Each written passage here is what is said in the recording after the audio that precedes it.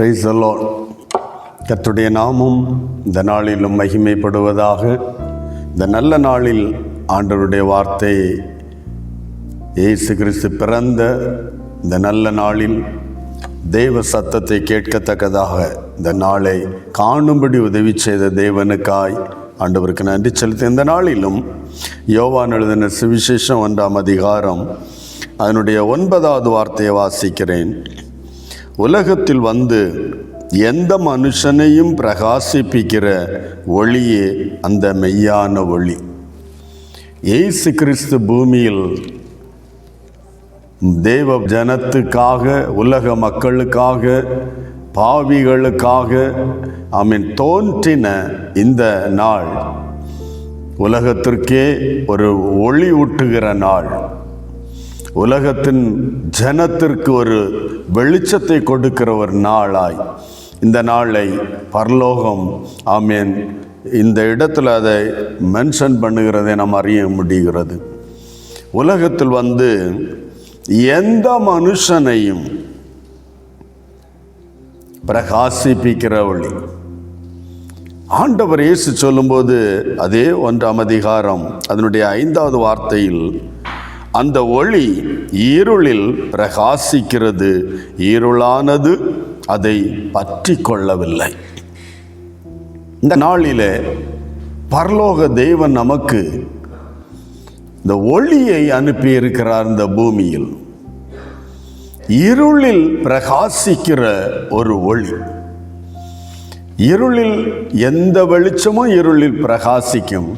ஆனால் வேதத்தில் சொல்லப்படுகிற இந்த ஒளியானது உலகத்தில் உள்ள சூரியன், சந்திரன், நட்சத்திரங்கள் அது போன்ற உள்ள ஒளியோ, விளக்கின் லைட்டின் ஒளியோ அல்ல.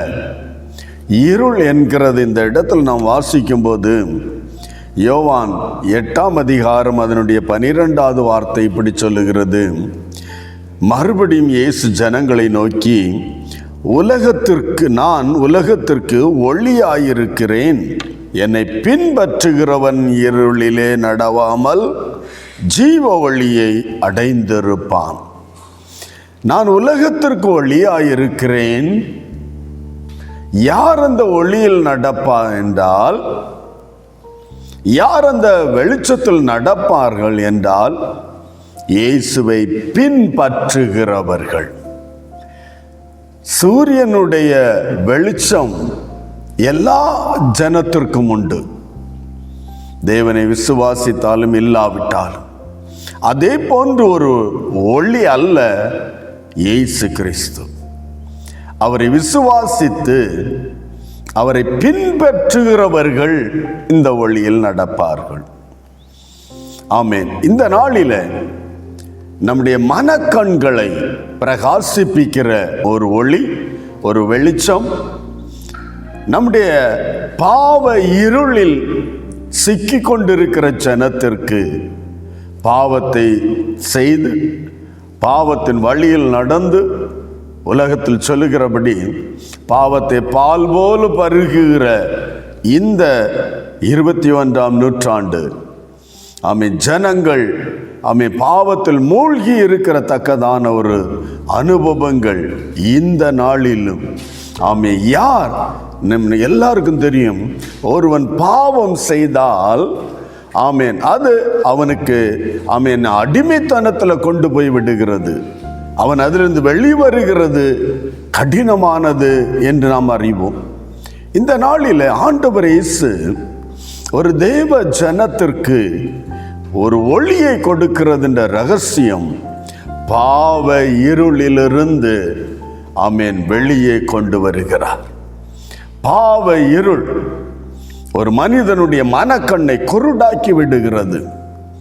போக வேண்டிய வழி இன்னதென்று அறியாதபடி, செய்ய வேண்டிய கடமை இன்னதென்று அறியக்கூடாதபடி இருளிலே நடக்க வைக்கிறது. அதுதான் வேதம் சொல்லுகிறது. யோபு 24ஆம் அதிகாரம் அதனுடைய 17வது வார்த்தையை வாசிக்கிறேன்.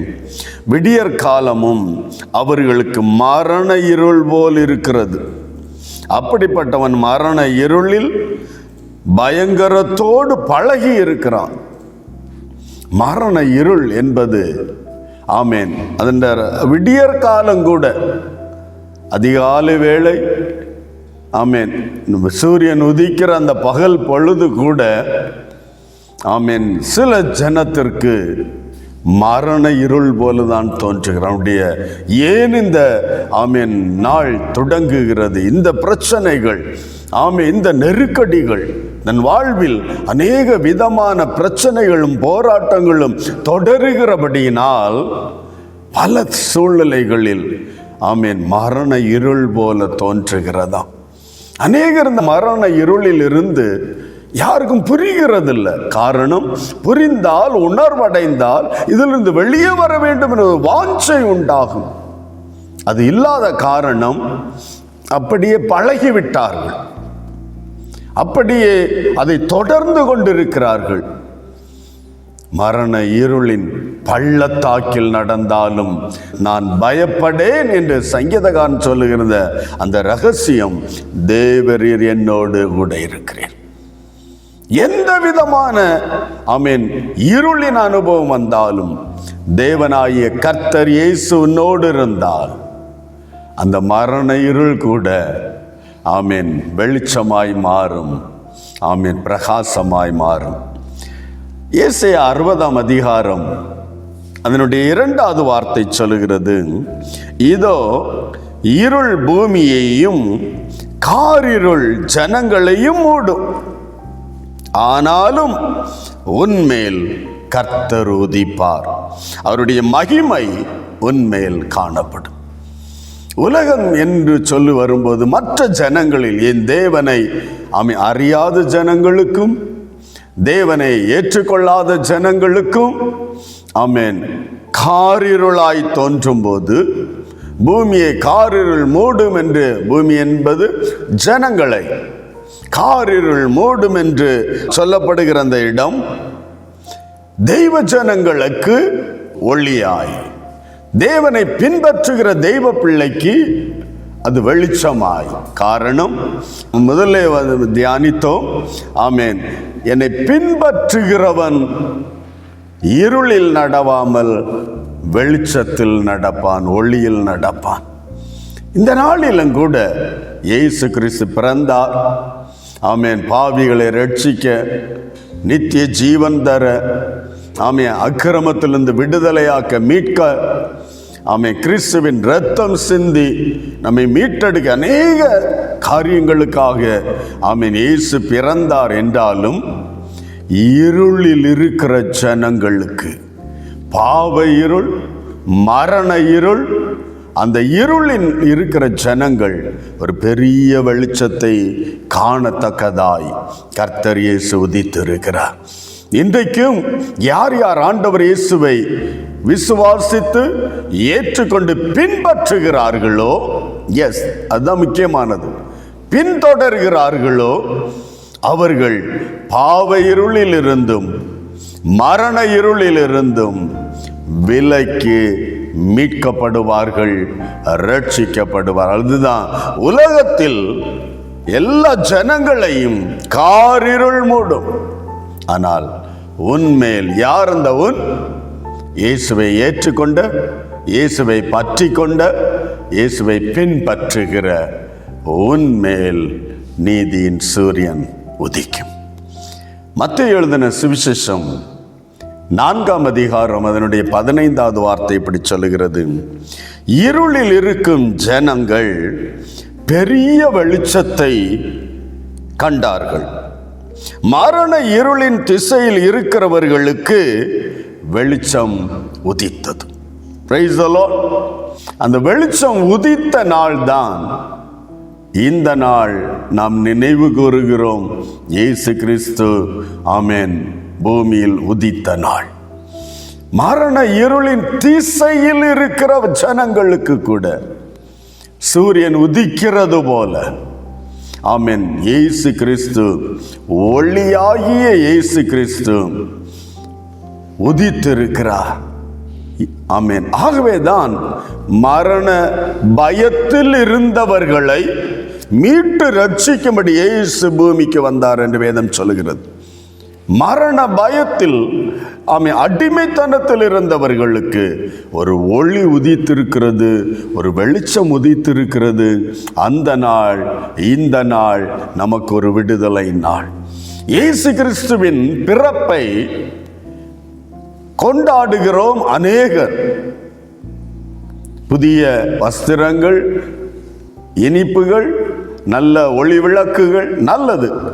ஆனால் இதெல்லாம் செய்தும் இயேசு கிறிஸ்துவை பின்பற்றாமல் பெயரளவுக்கு இருந்தால், இயேசு கிறிஸ்து பூமியில் வந்ததின் பிரதிபலன் நன்மை உனக்கு எதுவும் இல்லையே, இன்னும் பாவத்தின் இருளுக்குள் கடந்து செல்லுகிறதினால் இயேசு கிறிஸ்து பிறந்ததின் பலன் என்ன உனக்கு? இந்த நாளில் இயேசு கிறிஸ்துவாய் அந்த ஒளியை பின்பற்றுகிற ஒரு தேவ பிள்ளைக்கு ஆமீன் இருளில் நடக்க மாட்டான். ஒளியை ஆமீன் தரித்து கொள்ளுகிற, ஒளியை பின்பற்றுகிற ஒரு தேவ பிள்ளையாய் காணப்படுவான். ஆமீன். 1 யோவானுடைய புஸ்தகத்தில் கூட 2ஆம் அதிகாரம் அதனுடைய 8வது வார்த்தை இப்படி சொல்லுது, இருள் நீங்கி போகிறது, மெய்யான ஒளி இப்பொழுது பிரகாசிக்கிறது. ஒரு தேவ பிள்ளையை விட்டு எப்பொழுது இருள் நீங்கி போகும்? இயேசு கிறிஸ்துவின் வழிகளில் நடக்கிற ஒரு தேவ பிள்ளைக்கு. இயேசு கிறிஸ்துவின் எப்படி பின்பற்றுவது? சாதாரணமாக ஒரு மனிதனை பின்தொடர்ந்து அவனை பின்னால போன்னு சொன்னா ஓகே, அவன் பின்னால நடந்து போகலாம். இயேசு கிறிஸ்துவை எப்படி பின்பற்றுவது, பின்தொடருவது? அவர் சொன்ன வார்த்தைகளை கேட்டு, அவர் நமக்கு எழுதி தந்திருக்கிற பிரமாணங்களை, கட்டளைகளை, கற்பனைகளை நாம் கேட்டு அதன்படி நடக்கும்போது அவர் வழியில், அவர் காட்டின பாதையில் அவருக்கு பின்னால நடந்து செல்லுகிறோம். இந்த நாளிலும் பிறந்தார், உலகத்துக்கு ஒளியாய் வெளிப்பட்டார் என்று செலிப்ரேட் பண்றோம். நல்லது. அந்த செலிப்ரேஷனின் உண்மையான விடுதலையை ருசித்து அறிந்து அதை மற்றவர்களுக்கு விளக்காய் தேவன் வேதம் சொல்லும்போது, நான் உலகத்திற்கு ஒளியாயிருக்கிறேன் என்று சொல்லுகிற அதே கர்த்தர் நீங்கள் உலகத்துக்கு வெளிச்சமாயிருக்கிறீர்கள் என்றும் சொல்லி இருக்கிறது. அது எப்படி? நீ தேவனை, இயேசு கிறிஸ்துவை பின்தொடருகிற ஒரு தேவ பிள்ளையாய் காணப்பட்டால் உன்னிலிருந்தும் அந்த வெளிச்சம் பிரகாசிக்கும். உன்னை காண்கிறவர்கள் கிறிஸ்துவை கண்டுகொள்ளுவார்கள். இந்த நாளிலும் கூட நாம் சந்தோஷப்படுகிற அதே வேளையில், நான் இயேசுவை பின்தொடருகிற ஒரு தேவ பிள்ளை தானா? இயேசுவுக்கு பிரியமாய் நடக்கிற ஒரு தேவ பிள்ளை தானா?